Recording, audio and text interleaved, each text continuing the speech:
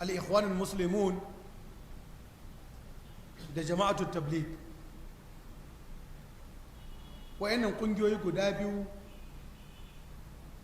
su ne gubar da'awar musulunci a wannan zamani. Ita da'awar al-ikhwanul muslimun da'awa ce wadda ta zo ta rayar da aƙidun khawarijawa.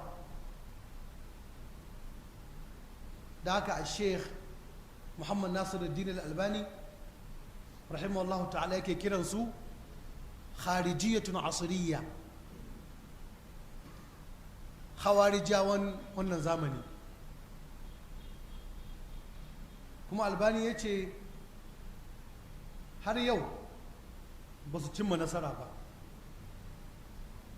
Tun zamanin hassan al-banna suke ta gwagwarmaya,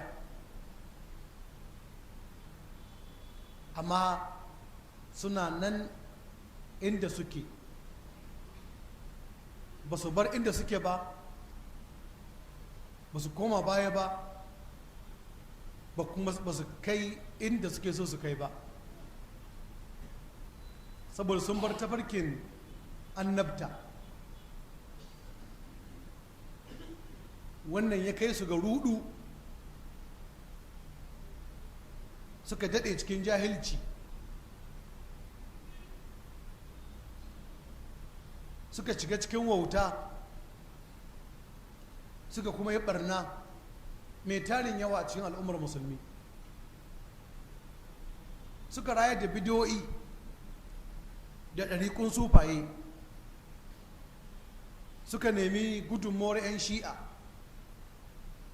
Kai abin bai tsaya nan ba, sai da al-ikhwanul muslimuna suka yi ƙawance da kiristoci.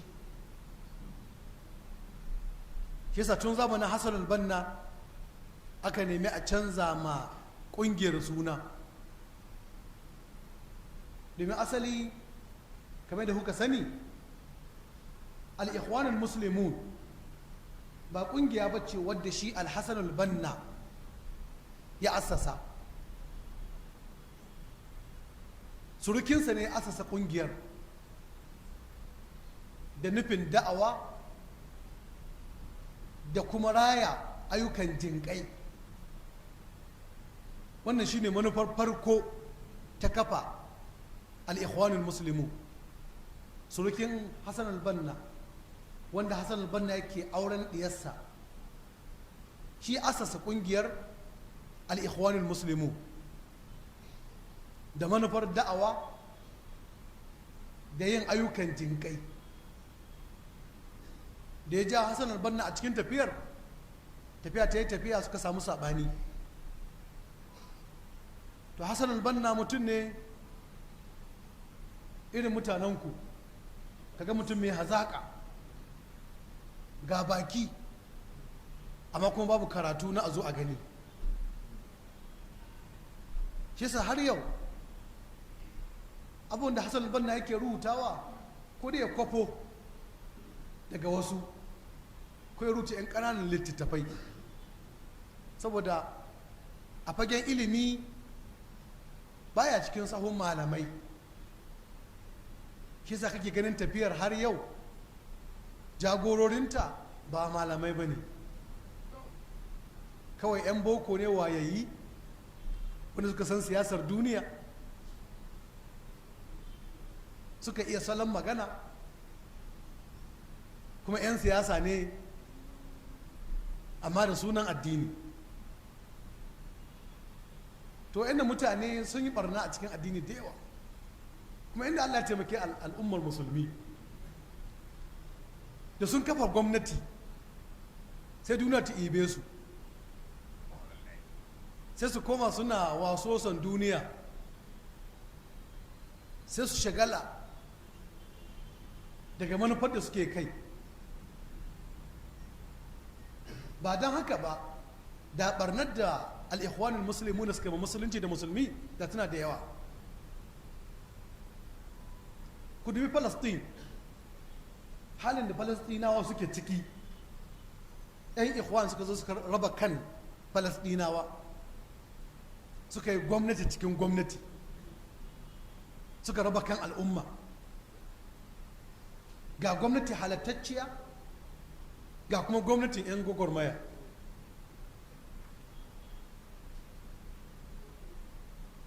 Da sunan Hamas. Yasa tuntuni, tun zamanin Hassan, sun lokacin Yasir Arafat, halattaccen shugaba na Falasɗinawa, suka ware, suka yi gwamnati cikin gwamnati, kuma har yau haka abin yake.